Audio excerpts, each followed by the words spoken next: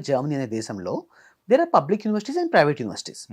Public యూనివర్సిటీస్లో fee వచ్చేసి hardly ఒక €500 పర్ సెమిస్టర్ ఉంటుంది. ఓకే. అదే ప్రైవేట్ చూసుకున్నట్లయితే ఒక €6,000 is a maximum per semester. అంటే ఒక 2 లక్షల నుంచి 20 లక్షల మధ్యలో ట్యూషన్ ఫీజు అవుతుంది. ఓకే. ఇలా 2 సంవత్సరాల్లో వీళ్ళు 1.5 ఇయర్ చదువుతారు. 6 మంత్స్ ఇంటర్న్షిప్ ఉంటుంది. ఇంటర్న్షిప్ ప్రాక్టికల్గా అక్కడ లోకల్ కంపెనీలో వర్క్ చేస్తారు.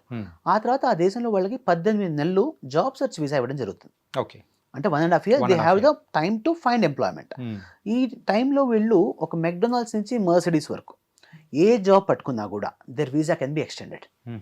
సో ఇక్కడ యావరేజ్గా తీసుకుంటే మనకి మంత్లీ శాలరీస్ జర్మనీ లాంటి దేశాలు తీసుకుంటే ఒక €3,500 నుంచి €4,000 is average salary per month. Okay. So approximately వీళ్ళ కాస్ట్ ఆఫ్ లివింగ్ తీసినా కూడా ఒక 2.5 lakhs పర్ మంత్ ఈజీగా వాళ్ళు సేవ్ చేస్తారు. సో ఇక్కడ అప్రాక్సిమేట్లీ ఒక 1 yearలో వాళ్ళు చేసే సేవింగ్స్ ఈ మొత్తం చదువు వీళ్ళు పెట్టిన డబ్బులు వచ్చేస్తాయి. ఓకే. అంటే before they actually complete the job search visa they are in a position to completely take off all the education loan. కాబట్టి పేరెంట్స్ మీద బర్డెన్ ఉండదు. తర్వాత నెక్స్ట్ వచ్చేటప్పటికి ఈ దేశాల్లో ఏంటంటే employability rates are very very high.